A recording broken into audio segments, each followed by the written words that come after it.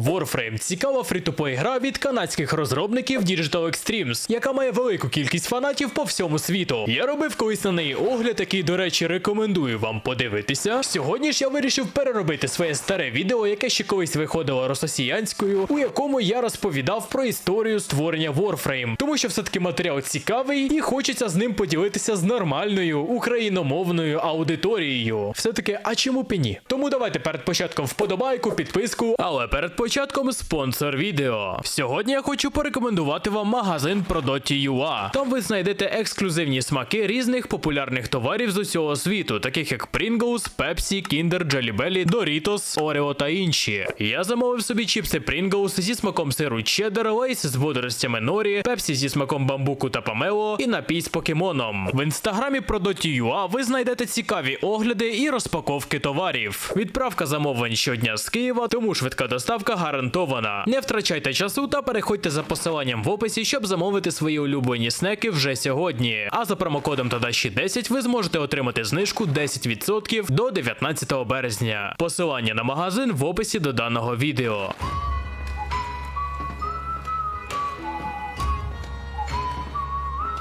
Почати відео про історію створення Warframe я вважаю потрібно з коренів самої студії. Хто розробник, які труднощі пережила студія на своєму шляху і взагалі її таку невеличку історію. Історія бере свій початок у місті Лондон, Онтаріо, Канада у 1993 році. Там мешкав і швидше за все, що ще мешкає, Джеймс Шмальц, засновник студії Digital Extremes. До випуску своїх перших відеоігор Джеймс вважав, що займатиметься розробкою ігор як хобі, яке особливо нічого окрім насолоди приносити не буде. Але яким же було його здивування, коли видавництво Big Blue Disc заплатило йому $1200 за права використання його першої невеликої гри. Вона, до речі, називалася Legends of Murder, яку можна вважати першою грою студії Proto Digital Extremes. Джеймс був радий тому факту, що він може займатися улюбленим хобі і отримувати з цього хоча б якісь кошти. I was amazed that I actually made a little bit of money from this tiny little game. And so that's kind of the first stepping stone to get to the professional and actually money coming in. Після закінчення роботи над грою SolarWinds, яка була натхнена Стартреком та грою Star Control, Джеймс пише лист Девіду Грею, розробнику умовно безкоштовного горора Hugo's House of Horrors, з питанням, яке звучало приблизно так: чи можна мати дохід з умовно безкоштовних ігор? Девід розповів Джеймсу, що дехто робить на цьому кілька баксів, а дехто може зробити і мільйони. CompuServe, це онлайн-майданчик, про який Джеймс також дізнався від Девіда, відкрив йому такі компанії, як Apogee і, що найголовніше, Epic Games, яку ви сьогодні знаєте по їхньому магазину та Fortnite. Зустріч з епіками була доленосною. Epic Games, на той момент вони називалися Epic Mega Games, опублікували SolarWinds. І завдяки цій грі Джеймс отримував $1200 щомісяця. І перспектива заробляти ще більше грошей з улюбленої справи захоплювала дух розробника. I was like working on my next game. It's like, oh my god, I'm going to go from $1,200 a month to $2,400 a month. So I can actually live reasonable on that. Наступною грою стала Epic Pinball, і успіх цієї гри перевершив усі очікування Джеймса. Розраховуючи на $4000 на місяць, що він уже вважав життям у розкоші, він отримує чек у $50,000. Але це все було тільки початком. Після Epic Pinball Джеймс заявив, що втомився від ігор про пінбол. Але видавець мав інші думки з цього приводу. Epic Games вважали, що було б непогано ще випустити сіквел. І після цього сталося те, що розділило життя Джеймса на до та після. Epic Mega Games запропонували Джеймсу найняти людей, щоб вони допомагали йому створювати ігри. І таким ось чином утворилася Digital Extremes. Першою грою команди була Extreme Pinball, яка була неймовірно успішною для свого часу. І поки команда працювала над пінболом, Джеймс вивчав 3D-геймдизайн, що в результаті вилилося в тіснішу співпрацю з епіками. Digital Extremes разом з Epic Games працювали над іграми серії Unreal. Unreal Tournament, напевно, саме та серія або просто гра, в яку кожен з вас у дитинстві або молодості 100% грав. Якщо не грали, то обов'язково пограйте. Дуже непогана серія. Що найважливіше, Epic Games давали розробникам багато свободи, без тиску, і дозволяли політ фантазії, через що, якщо вірити словам Джеймса на інтерв'ю NoClip, розробка велася у творчому ключі, що пішло грі на користь. Unreal Tournament was, I think, more felt more creative and a little less pressure.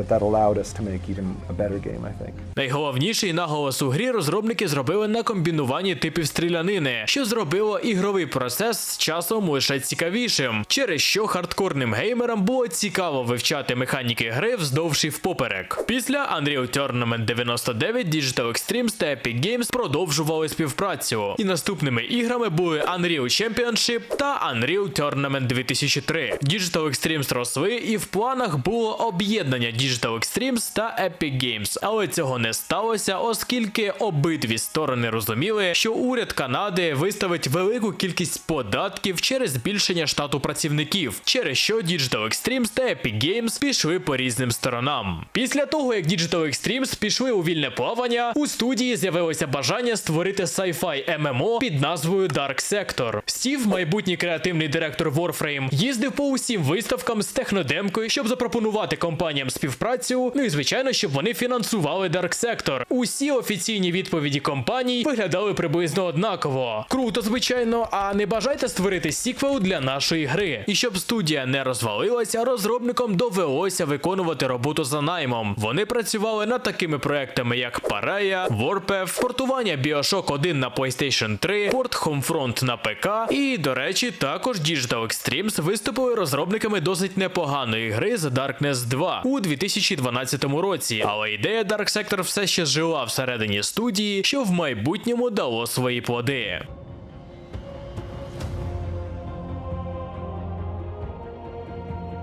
Увесь час вільного плавання Digital Extremes з 2004 року вони намагалися отримати добро від різних компаній, видавництв на розробку та фінансування Dark Sector. MMO Dark Sector в уявленні розробників був сумішю Metal Gear, Dark Crystal, що вони вважали, що туди буде непогано додати трохи аніме, звичайно роботи, органічні метали. Із цього всього зрозуміло, що розробників приваблював sci-fi, але не той sci-fi, що у Кемерона, а той, що у Герберта. Розробники все більше ділилися своїми розробками з видавцями, світом, але всі видавці як один стверджували, ніхто не любить наукову фантастику. На E3 2005 року було представлено піч-відео оригінального Dark Sector, або зараз це вже можна назвати таким собі прото-варфреймом. Гра від третьої особи, яка більше нагадувала суміш Halo та Gears of War. І на той момент гру випустити самостійно без видавця було просто неможливо. Ліцензійні відрахування, виробництво певної кількості копій гри на прилавок вимагало великих фінансових вливань. Видавці просто не бажали ризиків, через що перспектива випуску Dark Sector була вкрай мала, і Digital Extremes прийняли рішення, яке допомогло їм випустити хоча б якусь версію Dark Sector. Так, звичайно, той Dark Sector, що вийшов у 2008 році, був ближче до Resident Evil і зовсім був не схожий на початковий концепт. Видавець хотів щось більш нормальне, щоб люди це зрозуміли відразу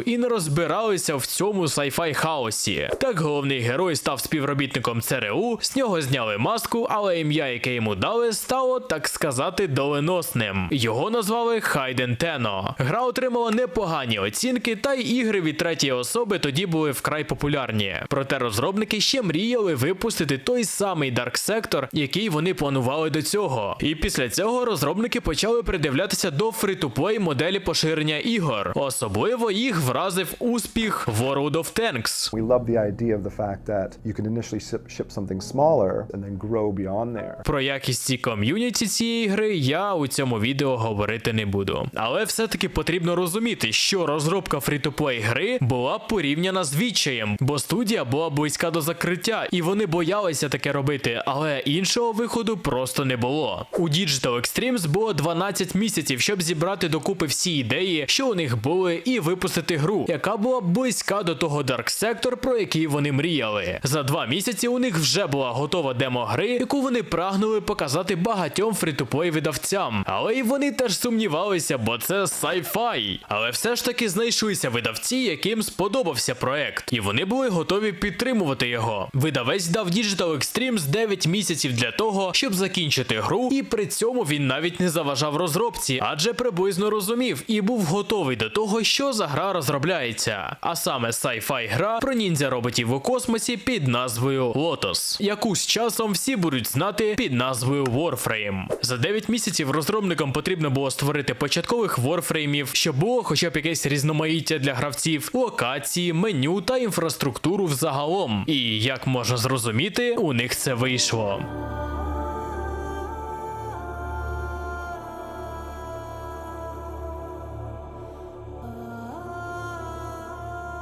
Ключовим аспектом підтримки фрі-ту-плей проекту є команда по роботі зі спільнотою. Тому Ребекка Форд, директор спільноти та просування, є не останньою людиною в історії створення Warframe. Було чітке розуміння того, що під час розробки, особливо після виходу альфи, потрібно буде моніторити, що пишуть і як реагують гравці в загальному на гру. Ребекка, заходячи наперед, також озвучує Лотос, одного із найважливіших персонажів гри, через що вона здебільшого і стала улюбленицею гравців. Далі, надихаючись іграми з кікстартера, розробники додали платний пакет засновників гри, купівля яких гравцями могла б допомогти розробникам підтримувати вже невелику команду. У максимальний набір за $250 входило 8875 платини, значок, Excalibur Prime, Scana Prime, Lato Prime, чат поради, сонячний орієнтир і ключ до закритої бети. Як тільки програма засновників була запущена, Digital Extremes не вірили, що хтось на це навіть і цент витратить. And I remember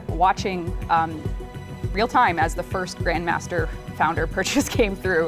And at that point, that was someone spending $250 to support Warframe for what it was at the time. That was like the moment when I realized people care about this game. У результаті це був успіх. Понад $388 тисяч було пожертвовано лише з програми Великого Майстра. А що найголовніше, Digital Extremes розуміли, що треба йти гравцям на зустріч. Тому після альфи, після закритої бети, вони проаналізували всі відгуки. І саме робота з ком'юніті змогла зробити Warframe чесним фрі-ту-плеєм без pay-to-win елементів. I think on January 10th, 2013, we took out the pay-to-win-ish things that we realized were horrible. And we realized it because the community was like, whether they paid or not, they were hating this thing. And we were like, wow, this really is awful. Відкрита бета стартувала у березні 2013 року. Гра була доступна для завантаження через основний сайт розробників, а в листопаді гра дісталася консолей PlayStation 4 та Xbox One. Також після того, як гру запустили у Steam, гру чекав приголомшливий успіх. І гра змогла підтримувати вже всю студію, а не тільки невелику її частину. Далі все стабільно розвивалося. В гру стали додавати все більше нового контенту, це клани, локації, ворфрейми та інше. І якщо аспекти шутера і слешера могли втомлювати гравців, то ось коли в грі з'явилася детальна кастомізація, то це було як ковток свіжого повітря. І порівнюючи Warframe тоді і зараз, можна помітити, що Warframe не завжди був настільки швидким. Раніше гра була схожа на стандартний шутер від третьої особи, але після бага з зоринами, який дозволяв людям дуже швидко пересуватися картою, гра змінилася. І розробники, побачивши цей баг, не заборонили це робити, не просто це пофіксили. Навпаки, вони почали розвивати цю ідею, що стало окремою механікою, і ця механіка стала виділяти гру на тлі інших проєктів. Також наприкінці лютого 2013 року розробники зрозуміли, що найкращим способом просування гри в маси, окрім реклами, буде зв'язок з ком'юніті. Тому вони почали проводити стріми, на яких розповідали і розповідають про оновлення, про хід розробки оновлень і так далі. І назвали такі стріми девстрімами. Гра розвивалася дуже швидко, а підтримка ком'юніті була величезною. Розробники надали можливість гравцям продавати скіни власного виробництва і отримувати з цього відсоток, що пізніше назвали Tenogen. А також вони стали проводити Tenokon, який був чимось на кшталт Є3 для любителів Warframe. Крутим поворотом в історії Warframe став квест «Другий сон», що вийшов в оновленні 18 грудня 2015 року. І у цьому доповненні розробники показали, що вони можуть не лише розробляти якісь убивашки часу, а й зачаровувати неймовірною історією, яка триває й досі. Всі фракції, персонажі, їх діалекти, назва всього, що є у грі, це все наслідки послідовної розробки гри гри, аналогів якої ви навряд чи зможете знайти. Ще варто не забувати про те, що у гри доволі високий поріг входу, і це, звичайно, розробників турбувало і турбує досі. Але, як на мене, це головна родзинка гри. Якось погравши у Warframe і поринувши у її всесвіт, ти не зможеш її забути і захочеш повертатися у цей фантастичний світ знову і знову. Далі гра тільки продовжувала рости. В оновленні 19 розробники продовжили історію глобального сюжету, випустивши оновлення під назвою «Війна всередині», яка також привнесла дуже багато нових механік. Після розробники почали додавати відкриті локації, нові квести, які розширювали лор гри, нові ворфрейми. Це все приваблювало і приваблює до цього дня гравців з усіх країн світу. На жаль, з цих країн також. Далі у 2021 році виходило масштабне оновлення «Нова війна», яке привнесло у гру досить непогану історію. А також після нової війни вийшли ще декілька квестів, які показали нам наслідки цих подій. І не варто забувати, що розробники Warframe – це звичайні люди, які так само роблять помилки. Взяти той самий Battle Pass, який оновлюється раз в ніколи, деякі оновлення, які були зроблені наче для галки, затягування з випуском чогось більш серйозного, порушені обіцянки і відміна великої кількості механік, які мали бути доступні у грі. Звичайно, баги. Баги займають окреме місце у списку проблем Warframe, через що гру іноді називають багофрейм. На даний момент усі фанати Warframe чекають реліз оновлення Парадокс довір'я, яке було анонсоване ще у 2019 році. І судячи з геймплеїв, це має бути щось дійсно цікаве і нове для Warframe. І ще Communix чекає на нову гру студії під назвою Soulframe, яка має бути в іншому сеттингу і розповідати про інші події. Тому цікаво, що з цього вийде. Не варто забувати ще й про те, що Warframe наразі це одна з небагатьох ігор, яка має повну текстову українську локалізацію. І не просто так. На початку повномасштабного вторгнення Digital Extremes обрубили можливість русні та білорусні хоча б якось донатити у гру. Також вони, як і люба інша компанія, яка вважає себе частиною цивілізованого світу, задонатили велику суму грошей на допомогу нашим людям у біді і закликали про це навіть на Теноконі у 2022 році. Тому невеликий плюс у карму вони точно заслуговують. Warframe – це великий успіх і вдача для канадських розробників. Ця гра згуртувала навколо себе велику кількість талановитих розробників, контент-мейкерів, а також простих гравців, які насолоджуються грою та її ігроладом. Історія Warframe – це історія, у якої поки що немає фіналу, і його не видно за небокраєм. Гра надає унікальний досвід, який не може запропонувати жодна сучасна AAA-гра, через що я бачу у цій грі великий потенціал і на майбутнє. Будучи людиною, яка грає у Warframe майже 8 років і озираючись назад, згадуючи першу гру Джеймса і дивлячись на те, через які труднощі пройшла студія, хочеться тільки потиснути руку розробникам і подякувати їм за те, що вони продовжують творити попри все.